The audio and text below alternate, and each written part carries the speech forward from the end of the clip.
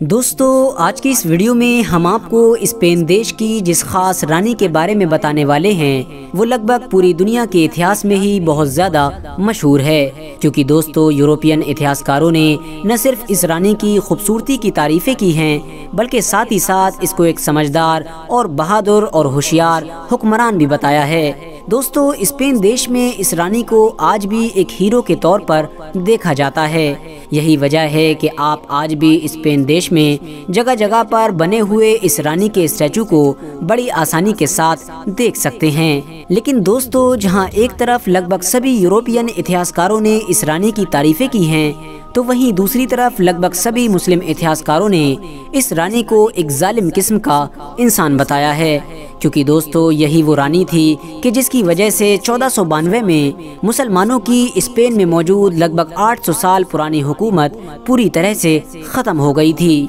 न सिर्फ मुसलमानों की सिर्फ हुकूमत ख़त्म हुई थी बल्कि लाखों लोगों को कत्ल भी कर दिया गया था। और साथ ही साथ इस रानी पर यह भी इल्ज़ाम लगाया जाता है कि बचे हुए लगभग सभी मुसलमानों को इस रानी ने मुसलमान से ज़बरदस्ती ईसाई बना दिया था। और इस तरह से ही लगभग कुछ सालों के अंदर ही पूरे स्पेन से ही मुसलमानों का नामो निशान मिटा दिया गया था। दोस्तों, हम बात कर रहे हैं कैस्टाइल की मलिका यानी इजाबेल के बारे में। दोस्तों, वैसे तो इजाबेल के बारे में इतिहासकारों ने अपनी अलग अलग राय रखी है, लेकिन इजाबेल से जुड़ी वो खतरनाक और हैरान कर देने वाली बात कि जिसे लगभग सभी इतिहासकारों ने भी सच माना है, वो ये है कि इजाबेल अपनी पूरी जिंदगी में सिर्फ और सिर्फ 2 ही बार नहाई थी। यानी अगर हिंदी में कहें तो इजाबेल ने अपनी पूरी जिंदगी में सिर्फ 2 ही बार स्नान किया था। दोस्तों, इजाबेल से जुड़ी इस खतरनाक और हैरान कर देने वाली बात को अगर वर्ल्ड रिकॉर्ड माना जाए तो शायद गलत नहीं होगा। साथ ही साथ दोस्तों, आपको ये भी बताते चलें कि ये रानी न नहाने की वजह से अपने जिस्म में पैदा होने वाली बदबू को आलीशान इत्र यानी परफ्यूम्स के जरिए से दूर किया करती थी। और ये सारे परफ्यूम इजाबेल के लिए इतिहास के मशहूर शहर यानी पेरिस से मंगवाए जाते थे।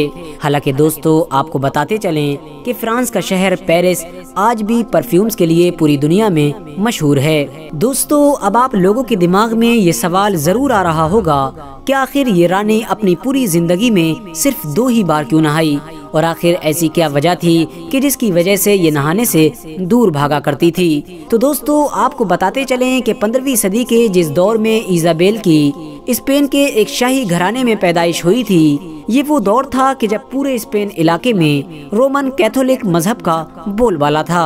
और उस दौर में रोमन कैथोलिक मजहब में नहाने को एक अय्याशी और बुरा काम समझा जाता था। अब क्योंकि रानी इजाबेल भी बचपन से ही न सिर्फ कैथोलिक मजहब को फॉलो किया करती थी बल्कि उस पर कट्टरता के साथ अमल किया करती थी, यही वजह है कि वो भी अपनी पूरी जिंदगी नहाने से दूर रही। सारे इतिहासकार इस बात से एग्री हैं कि रानी इजाबेल अपनी पूरी जिंदगी में सिर्फ 2 ही बार नहाई थी। पहली बार तो तब कि जब उसका जन्म हुआ था, और वहीं दूसरी बार वो अपनी शादी के मौके पर नहाई थी। लेकिन उसके अलावा इतिहास में कहीं भी उसके नहाने का कोई जिक्र नहीं मिलता है। इजाबेल को नहाने से कितनी ज्यादा नफरत थी, इस बात का अंदाजा सिर्फ आप इस बात से लगा सकते हैं कि जब 1492 में वो मुसलमानों की छोटी सी सल्तनत यानी गरनाता पर कब्जा करने में कामयाब हो गई थी, तो उसने न सिर्फ सारे मुसलमानों के नहाने पर पाबंदी लगा दी थी बल्कि उन सारे बाथरूम को भी तुड़वा दिया था कि जो मुसलमानों के घरों में या फिर उस शहर के आलीशान महलों में बने हुए थे। साथ ही साथ दोस्तों, आपको ये भी बताते चलें कि अमेरिका की खोज करने वाले कोलंबस की मदद भी स्पेन की इसी रानी यानी इजाबेल ने ही की थी। यही वजह है कि जब कोलंबस ने अमेरिका से स्पेन में वापस आकर इजाबेल को ये बताया था कि अमेरिका में रहने वाले लोग यानी नेटिव अमेरिकन रोज नहाते हैं, तो ये सुनकर इजाबेल न सिर्फ परेशान हुई थी बल्कि वो पागल सी हो गई थी। दोस्तों, जैसा कि मैंने आपको पहले भी बताया था कि रानी इजाबेल रोमन कैथोलिक मजहब की एक कट्टर फॉलोवर थी। यही वजह है कि जब आप रानी इजाबेल की हिस्ट्री को पढ़ेंगे तो आपको ये महसूस होगा कि ये रानी यहूदी और मुसलमानों से हद से ज़्यादा नफरत किया करती थी। न सिर्फ नफरत बल्कि इस रानी ने अपने दौर में यहूदियों और मुसलमानों पर जुल्म सितम करने की सारी हदें पार कर दी थी। दोस्तों, रानी इजाबेल ने अपने दौर में यहूदियों और मुसलमानों पर कितना ज्यादा जुल्म सितम किया था, इस बात का अंदाजा सिर्फ आप इस बात से लगा सकते हैं कि रानी इजाबेल के इन सारे जुल्म व सितम की मुखालिफत उन यूरोपियन इतिहासकारों ने भी की है कि जो हर मामले में रानी इजाबेल की हमेशा से तारीफ किया करते थे।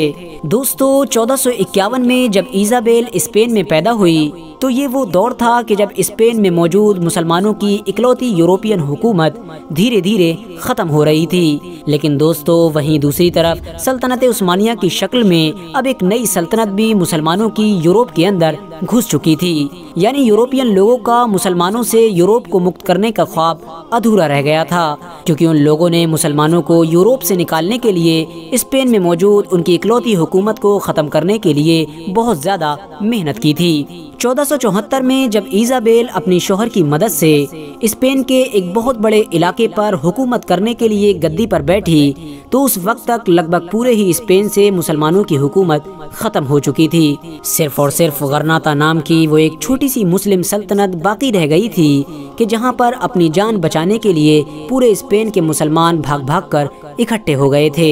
लेकिन 1492 में इजाबेल ने एक बड़ी फौज के साथ उस छोटी सी सल्तनत को भी चारों तरफ से घेर लिया। गरनाता नाम की उस सल्तनत का बादशाह बहुत ज्यादा कमजोर था। उसने लड़ने की बजाय बड़े अदब के साथ अपने शहर की चाबियां इजाबेल के हवाले कर दी थीं।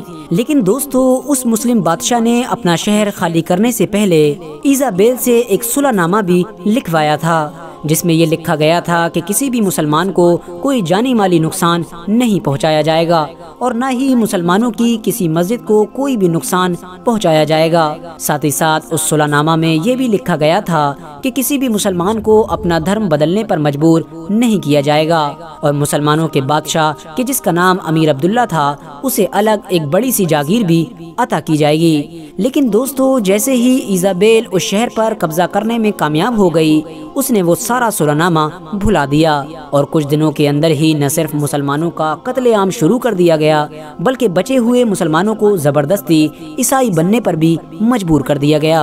अमीर अब्दुल्ला नाम का वो बादशाह कि जिसे जागीर देने का वादा किया गया था, उसे भी उसके पूरे खानदान के साथ कत्ल कर दिया गया और इस तरह से स्पेन में मौजूद मुसलमानों की लगभग 800 साल पुरानी हुकूमत खत्म हो गई थी।